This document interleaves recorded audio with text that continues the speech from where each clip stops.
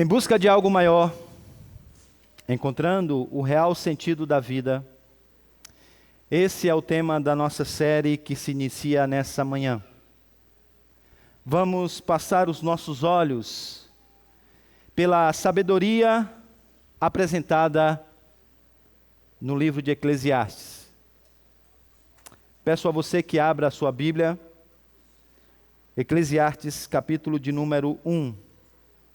Nessa manhã, levaremos a nossa atenção aos 3 primeiros versos.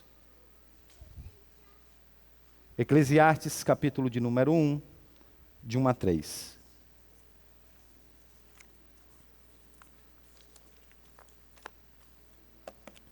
Eu farei a leitura na versão bem conhecida e da memória afetiva de vocês, do texto que vocês até têm em mente, se são protestantes desde pequeno, assim como eu sou. Palavra do pregador, filho de Davi, rei de Jerusalém. Vaidade de vaidades, diz o pregador. Vaidade de vaidades, tudo é vaidade. Que proveito tem o homem de todo o seu trabalho com que se afadiga debaixo do sol?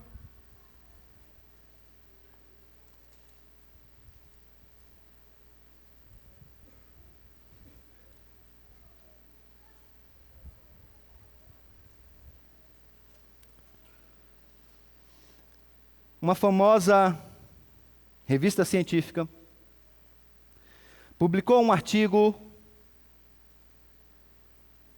que tinha como propósito explorar questões filosóficas básicas da vida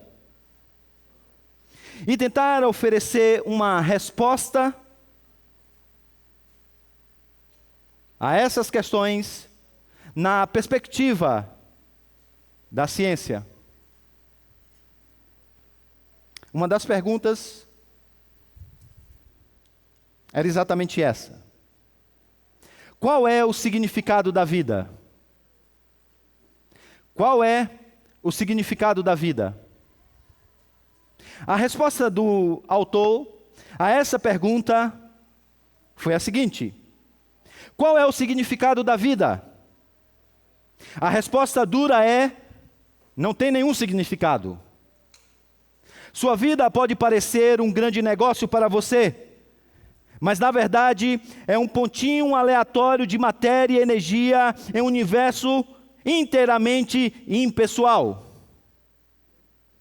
Quando acabar, algumas pessoas vão se lembrar de você por um tempo, mas elas também vão esquecer de você porque elas morrerão.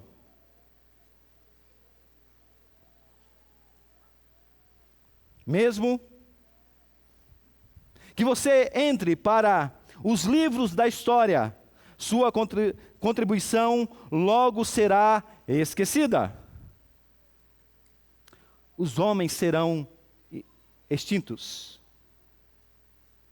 A terra e o sol serão destruídos. Eventualmente, o próprio universo acabará. E retoricamente o autor conclui: contra essa realidade assustadora, como a vida humana pode ter algum significado real?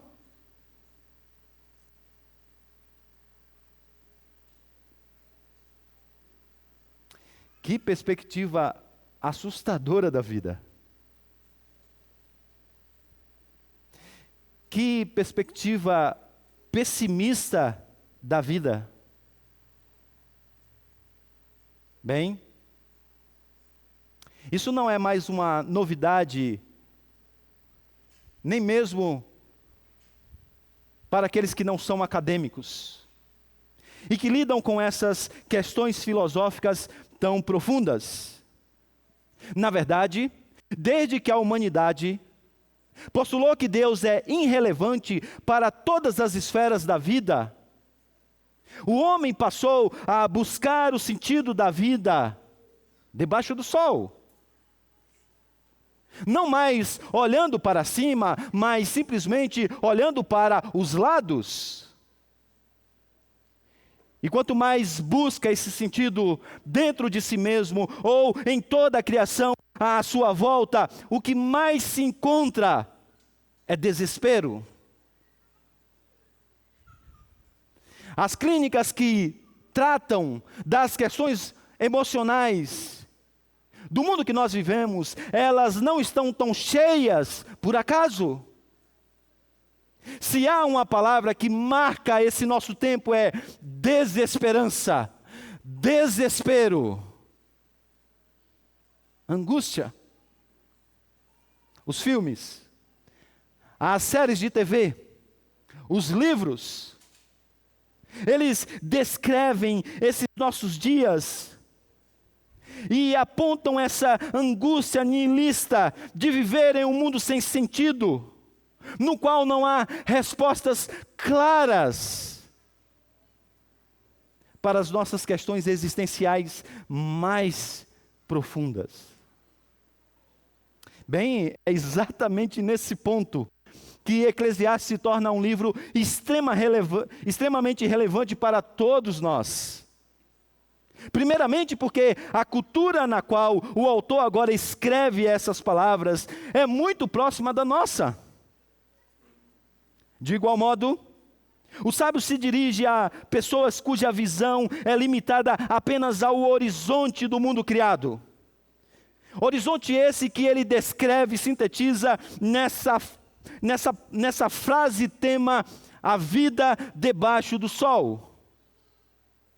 E agora, como em se aproximando dessa realidade, ele agora vai esquadrinhar essa vida debaixo do sol. Ele agora vai adentrar nos mais profundos meandros da nossa própria vida, da nossa própria existência e de tudo que há nesse mundo criado. Não apenas para investigar, não apenas para analisar teologicamente, filosoficamente cada uma dessas questões, mas para apresentar uma resposta que não vem através de uma pergunta retórica, mas de uma afirmação contundente que ele apresentará no final do seu livro.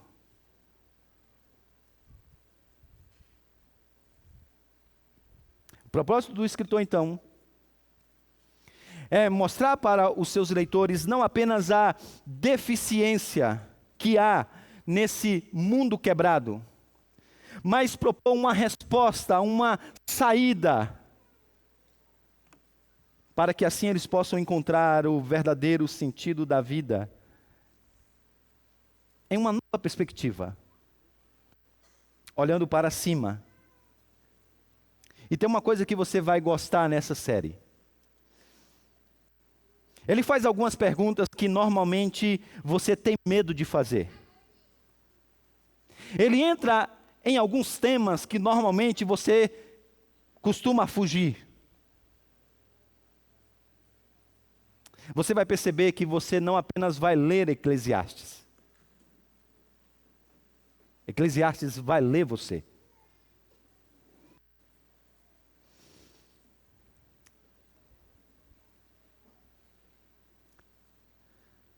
Vamos então dar início a essa nossa jornada.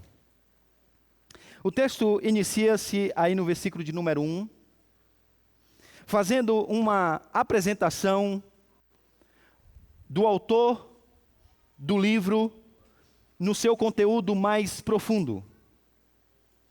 Se vocês observaram a leitura do texto, vocês devem ter percebido que aquele que escreve essas primeiras palavras, ele fala em terceira pessoa. Os comentaristas têm dito que nós temos aqui um sábio escritor, inspirado pelo Senhor, que apresenta o autor e o seu pensamento. Esse sábio, inicialmente, não é Salomão. Nós não sabemos até onde o pensamento desse sábio que está apresentando aquilo que será apresentado em todo o livro vai. Alguns dizem que é apenas os versículos 1 a 3. Há quem entenda e esse é um pensamento muito comum na academia, que talvez o pensamento desse sábio que apresenta o autor e o seu pensamento principal vá até o versículo de número 11. Seja como for, é palavra de Deus inspirada, e o que nós temos aqui, mesmo que no início, mesmo que não seja escrito por Salomão, é o pensamento do filho de Davi. O autor é chamado aqui de Kohelet. Esse é um termo extremamente importante aqui no livro de Eclesiastes. O significado dele é muito variado, como quase tudo que é traduzido nesse livro.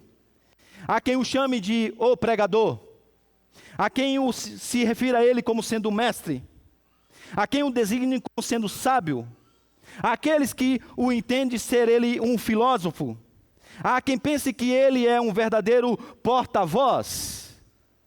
Evidentemente, se você ler a Escritura desde pequeno, você já deve estar acostumado com esse termo pregador. E ele não está aqui por acaso.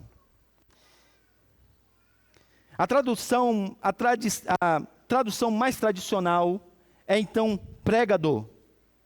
E ela é assim, principalmente por causa do texto da Septuaginta. Isto é, a Bíblia hebraica que fora traduzida para a língua grega. Os tradutores dessa Bíblia, então, entenderam que a palavra hebraica, Kohelet, literalmente significa reunir, ajuntar. Literalmente é isso, é a ideia de chamar, de chamar. Compreendendo que esse chamamento, ele tinha um fim para a adoração, quando eles foram então traduzir o livro de Eclesiastes, ele então colocaram esse nome que nós temos em português, o qual é derivado de uma palavra grega, eklesia, que é a palavra nossa conhecida como igreja, que tem a ver com chamar para um ajuntamento. Logo, aquele que fala nesse ajuntamento solene é o pregador. Daí então a maioria dos tradutores traduzirem esse sábio, esse orador como sendo o pregador. Mas eu não acho que essa possa ser a melhor tradução. Isso porque não me parece que o que nós temos nesse livro é uma série de sermões pregadas em um ambiente, uma série pregada em um ambiente como esse. Parece-me que é mais um ensinamento que se aproxima mais de um discipulado com um grupo menor, ou talvez o ensino escrito para um grupo menor. Talvez poderíamos pensar no termo orador de um ajuntamento. Eu sei, é uma tradução muito ruim, mas talvez fosse a mais literal aqui. Seja lá como você queira chamar, de pregador, de mestre, sábio, filósofo, porta-voz, o mais importante é, bem, o que ele tem a dizer para essa assembleia? O que ele tem a dizer para essa audiência? Bem, a frase da nossa mensagem nessa manhã é essa: a vida debaixo do sol é transitória e sem lucro. O que o orador tem a dizer à sua audiência nesse início é: a vida debaixo do sol é transitória e sem lucro. É isso que vamos olhar nessa manhã. Vamos analisar e começar a analisar a vida debaixo do sol. E vamos então perceber essas duas características dessa vida debaixo do sol, a começar pelo fato de que ela é transitória. Observe que o autor começa apresentando o tema do livro de maneira um tanto quanto enigmática. E ele diz: vaidade de vaidades, diz o pregador, vaidade de vaidades, tudo é vaidade. Essa é uma maneira de enfatizar o seu pensamento. A repetição de palavras. mais uma vez, deparamos com um termo-chave extremamente difícil de traduzir. As versões também se divergem em traduzir essa palavra original. Heavily é um termo que ora é traduzido como inutilidade, ora é traduzido como sem sentido, ora é traduzido como mais conhecido, vaidade. Todas essas traduções, elas têm algum tipo de problema. E, sobretudo, elas não abrangem o pensamento do autor, o que ele quer dizer. Por exemplo, a tradução vaidade é um termo que em português é usado completamente de maneira negativa. Vaidade é o excesso de orgulho próprio. Mas quando ele está dizendo que esse mundo é repleto de vaidade, que a nossa existência é repleta de vaidade, ele não quer dizer e com isso que nós estamos sendo tomados por um orgulho próprio exacerbado. Esse não é o sentido do que ele quer dizer.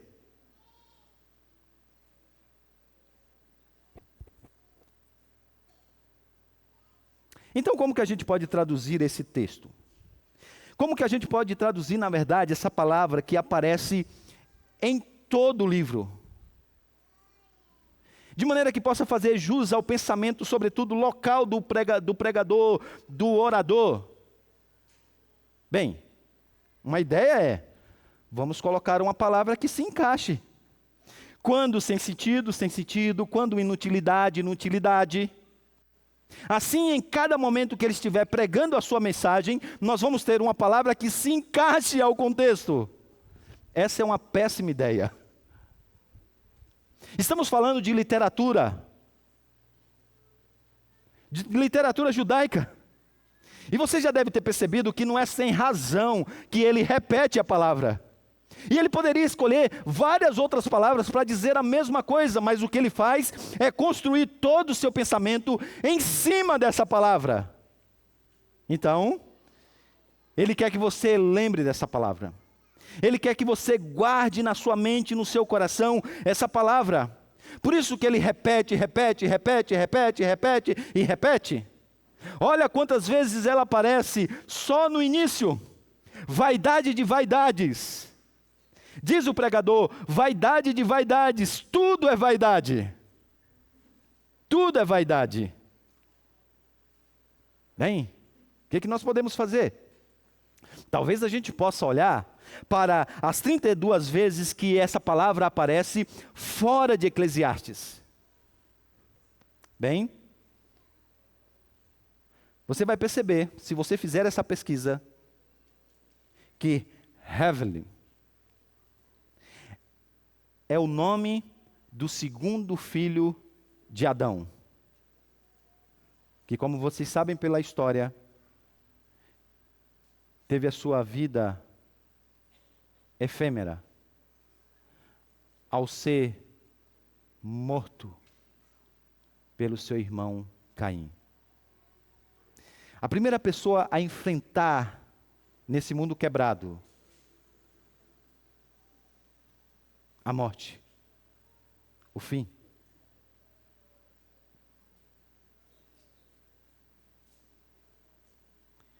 Então, alguns tradutores, baseados nisso, têm procurado perceber que talvez tenha a ver com alguma coisa de que no final das contas, todos nós somos Abel. E que seria uma vaidade da vida, isto é, a falsa ideia de que nós poderemos nos agarrar a tudo que está à nossa volta para sempre. Isso não mais acontecerá, porque o mundo é quebrado. No último caso, você vai conseguir levar todas essas coisas até a sua morte. Lembre-se que nós não vivemos mais como Matusalém. Por isso, então, alguns têm buscado a tradução mais próxima da ideia de sopro ou de vapor. Como aquela nuvem de vapor que sai do seu hálito quente em uma manhã fria.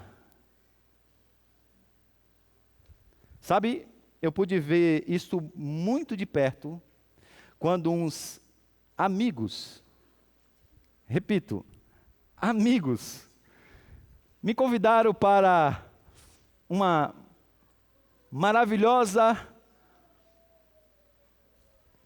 um maravilhoso tempo de férias na Serra do Rio do Rastro, em Santa Catarina. Eu não sei se vocês sabem, mas naquele clima hostil, impróprio para a vida, no qual nenhum ser humano poderia e deveria se expor, quando você acorda de manhã, toma um café e sai lá fora, e você faz, além de quase perder a respiração e cair duro, uma fumaça branca sai da sua boca. Curiosamente, quando você pensa que viu, ela já se foi. Às vezes você quer mostrar esse fenômeno para a pessoa, e você faz, e a pessoa diz, mas não estou vendo. Porque quando você pensa que viu, ela já se foi. E então os autores estão entendendo que vaidade é exatamente isso. É esse correr atrás do vento. É esse querer agarrar aquilo que é efêmero. É esse sopro que logo vem e mais rápido ainda passa. E seria vaidade, seria inutilidade, seria tolice, seria uma decisão sem sentido se apegar a essa fumaça branca, sabendo que ela partirá. Seria isso uma verdadeira loucura? E para que você entenda que não há uma coisa que possa ficar fora desse escopo, ele então diz que tudo é vaidade. Isto é, não existe um aspecto da vida que fuja a esse vapor, a essa transitoriedade. Por isso que ele vai, durante todo o livro, esquadrinhar a nossa existência, analisar área por área, o nosso trabalho, a nossa vida na sociedade, o nosso desejo por felicidade, a nossa busca por satisfação, o nosso uso do tempo. E em todas essas áreas ele chegará a uma conclusão. Tudo isso é vapor. Inútil, sem sentido, idolatria, independente da melhor palavra que se encaixe no contexto, não passa de vapor. Bem, o que isso muda em sua vida? Veja, o reverendo Tarcísio tem uma frase que talvez ilustre muito bem isso. Preste atenção. Ele diz assim: o que estraga a vida, preste atenção, o que estraga a vida é a tentativa de tirar dela mais do que ela pode proporcionar. Tanto faz se é trabalho, prazer, dinheiro, comida ou conhecimento.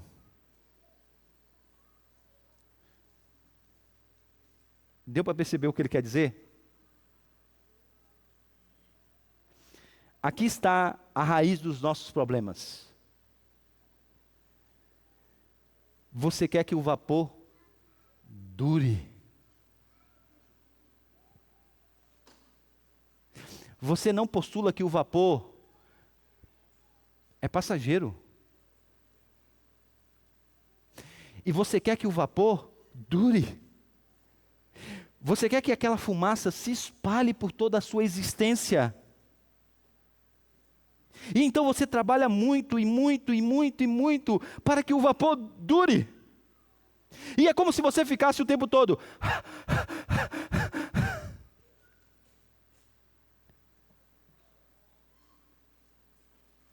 É por isso que você está cansado. É por isso que você está afadigado. Porque disse Salomão que isso é correr atrás do vento. É correr atrás do vento. É por isso que você olha para tudo isso e ele diz, é vaidade. No sentido de ser frustração. Porque você se esforça, se esforça, se esforça, se esforça, se esforça. Mas o que você vê é apenas uma eterna frustração. Porque quando você pensava que tinha, você já não tem mais. E você se abate com isso. Mas você quer manter o vapor. E porque você quer manter o vapor, você fica. E de repente você vê a fumaça novamente. E você quer que ela dure para sempre, mas ela vai embora. E como que se você já dissesse, não é possível. E ele vai mostrar que a nossa relação com tudo criado é exatamente assim. A gente começa a colocar o nosso coração nas coisas como se elas nunca fossem passar. A gente vai para a academia para ter um corpo saudável, achando que a idade nunca vai passar. A gente coloca o nosso coração no trabalho, achando que sempre teremos todo o retorno possível, achando que ele nunca vai passar. A gente acumula dinheiro, achando que nós sempre teremos, porque ele é perene, achando que ele nunca vai passar. O nosso maior problema existencial é esse. Nós queremos que o vapor dure, mas ele, por essência, é efêmero. Na nossa tradução, vaidade. O autor continua, e agora ele vai dizer, fortalecendo o seu primeiro ponto, que a vida debaixo do sol é sem lucro. A palavra que aí aparece para vocês, que é traduzido como proveitoso, é mais uma palavra-chave em Eclesiastes. O termo, ele refere-se a uma sobra, a um lucro, depois que as contas foram feitas. Sim, é um termo comercial. Poderíamos dizer que é sem lucro, então, sem ganho. Sem proveito é sem ganho, sem nenhum lucro. E o ponto aqui é que o sábio, ele percebeu nessa sua análise da vida, e buscando encontrar sentido em todas as áreas da vida, ele percebeu que ele investia muito, esperando um alto retorno. Mas de repente, ele se via sem nenhum dividendo. E ele investia mais ainda, ele dobrava a aposta.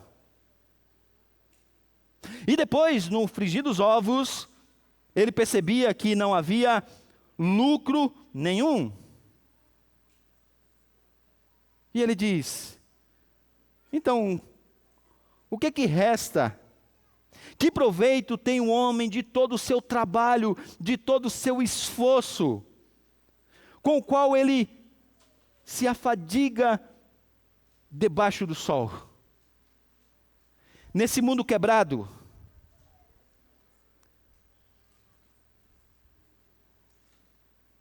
que proveito há? A pergunta é só para efeito. A pergunta é apenas um recurso retórico. Porque a resposta está aí. Não há lucro nenhum. Bem, mais uma vez é aqui que você e o autor se encontram. em uma realidade muito próxima.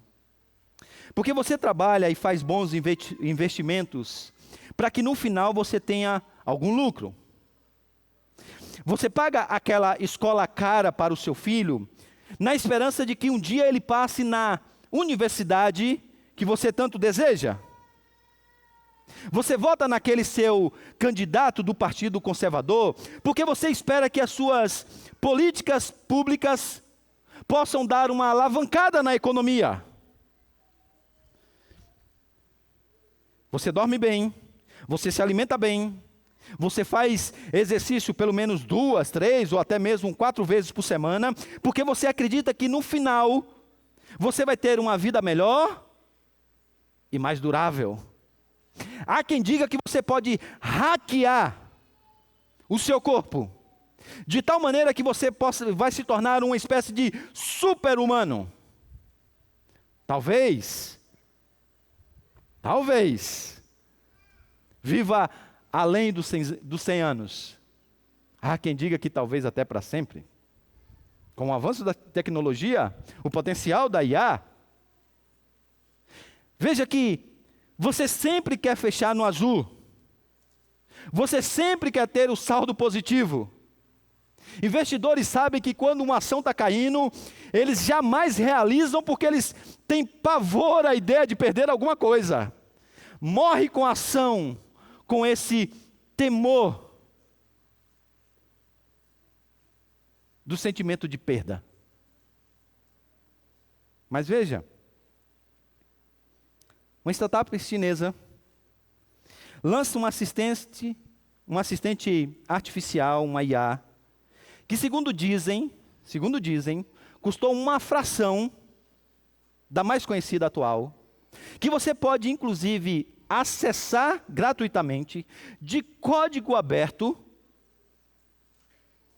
e de repente, as empresas de tecnologia que você estava lá esperançoso com todo esse movimento da inteligência artificial e que você investiu bastante, cai de uma hora para outra $1 trilhão.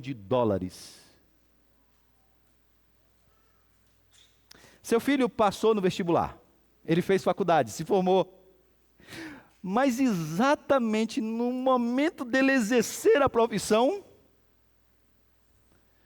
o mercado agora paga o salário muito mais baixo do que no seu tempo. E mais, como o número de universidades aumentou, e há muitos profissionais do mercado, o desemprego cresce a cada ano. Veja, o seu candidato favorito agora subiu ao poder. Você tem agora a esperança de que ele vai implantar aquelas políticas públicas corretas, de que o seu ministro da Economia vai colocar a casa em ordem, mas de repente vem uma pandemia, e todo o projeto vai por água abaixo. A economia não avança, a sua empresa quebra. Você respira saúde, mas em um acidente bobo cai e perde os movimentos.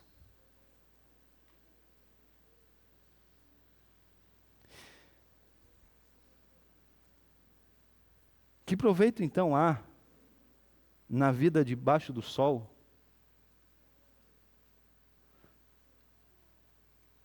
Parece que a vida é essa mesmice de sempre. E parece que a gente sempre está correndo atrás do vento. Talvez pelo menos empatar essa conta.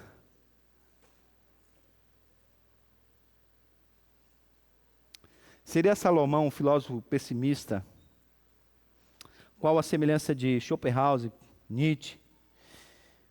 Acreditava que a vida é marcada pelo caos, pela ausência de um propósito verdadeiro. Seria o filósofo aqui, o sábio aqui diante de nós, um nihilista? O qual a semelhança de Derrida, de Foucault, Acreditava que a vida não tem uma verdade, um significado, um propósito, de modo que tudo é sem sentido. Seria nós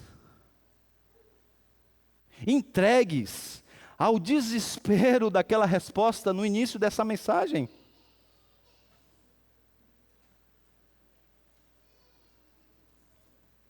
Não, senhoras e senhores, não. De modo nenhum. Quando Salomão está estruturando todo o seu escrito à luz dessa palavra, vaidade da vida debaixo do sol, ele não apenas quer que você olhe para a realidade como ela é. Ele não quer apenas que você se desperte para o aspecto efêmero dessa vida. Ele quer que você vá além. O seu pensamento não é tomado pelo pessimismo moderno, pelo niilismo pós-moderno. Não. É um chamado para que você olhe a realidade. Faça aquilo que o autor fez ao tentar responder se a vida tem sentido ou não. Sim, que olhe à sua volta. Que olhe para os lados. Mas muito mais do que isso, ele quer que você, no final das contas, olhe para cima. Que você olhe e analise a vida debaixo do sol. Mas ele faz isso para que você levante a sua cabeça e veja agora que existe uma vida além do sol. E que além do sol, você encontra tudo que você precisa. Então, aqui está o ponto que você precisa entender. Salomão está descrevendo o sol como uma espécie de marcador de tempo. A frase debaixo do sol, ela é mais uma designação temporal do que espacial. É importante você entender isso para que você não entenda que ele não quer que você esteja nesse mundo e aproveitando as coisas desse mundo. Como se as coisas da terra pudessem ser negadas e a felicidade está nisso. Não, não. O seu contraste é entre a era debaixo do sol, marcada pela queda, pelo mundo quebrado, e uma era que está além do sol. E sabe qual é a sua esperança? A sua esperança é que um dia a verdade venha. A verdadeira sabedoria venha e esclareça tudo que ele está vendo de maneira um tanto quanto nublada. Às vezes sem sentido. Às vezes marcado pela inutilidade. Tomado pela idolatria. Qual é a boa nova do Evangelho então? Eis aqui a boa nova do Evangelho. A boa nova do Evangelho é que a eternidade rasgou o tempo e o espaço. A Bíblia diz que o Verbo se fez carne, a palavra se fez carne, a verdade se fez carne e ela habitou entre nós. E agora, na plenitude do tempo, a eternidade a adentrou no tempo. E agora essa verdade não apenas pôs um início no pôr do sol, mas agora inaugurou uma nova era para além do sol. E preste atenção em uma coisa, gente. Essa grande verdade, ela não é como um vapor que vem e logo passa. Ela permanece para sempre.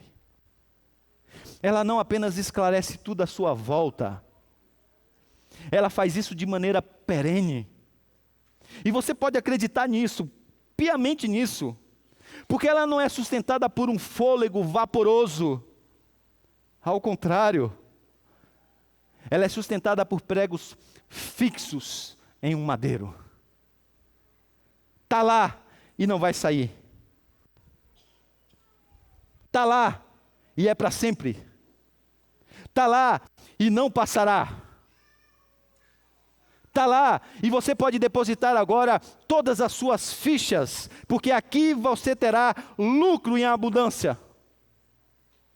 Você não conseguirá nem mesmo fazer as contas para saber o potencial de valorização do seu investimento. E a boa nova então é exatamente essa, é que Jesus Cristo, a verdadeira sabedoria, veio nos encontrar.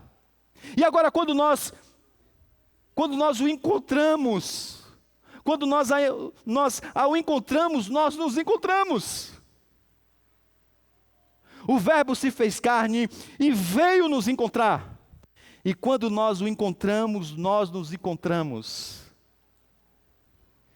E agora tudo passa a fazer sentido na nossa vida. Então o Salomão vai descrever tudo o que ele vai descrever. Não para que você seja tomado pelo pessimismo, pelo niilismo, pela ideia de que a vida não faz sentido. O máximo que a gente pode esperar é o fim dessa vida. Não! Ao contrário disso, há um sentido que precisa ser buscado. Há um sentido que você deve buscar desesperadamente. A única coisa que você precisa entender é que ele está além do sol.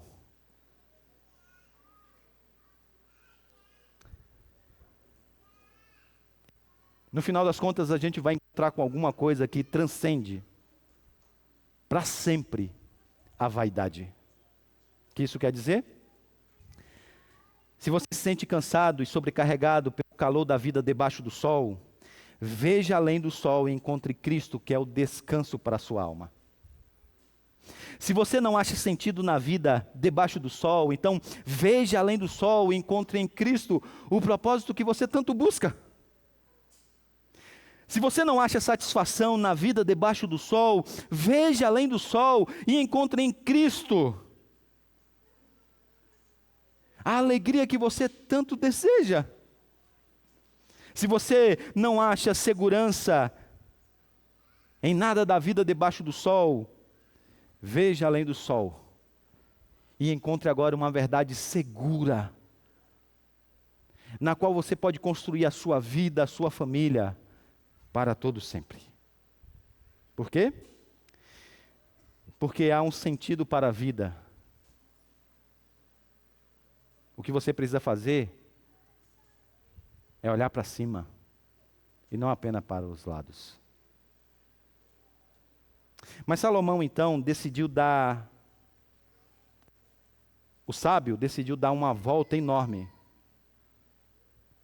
E ele passou pela riqueza, passou pelo poder, passou pelo conhecimento, passou pelo prazer.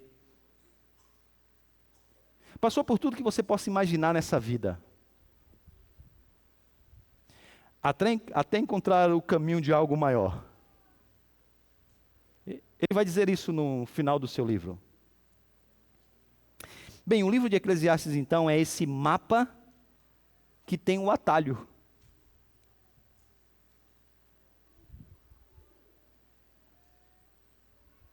É o mapa que tem o atalho. A viagem já começou. Os próximos domingos nós vamos trazer mais instruções. E você? Vai até o final nessa jornada? Vamos orar. Ó Deus bendito, nós te pedimos perdão.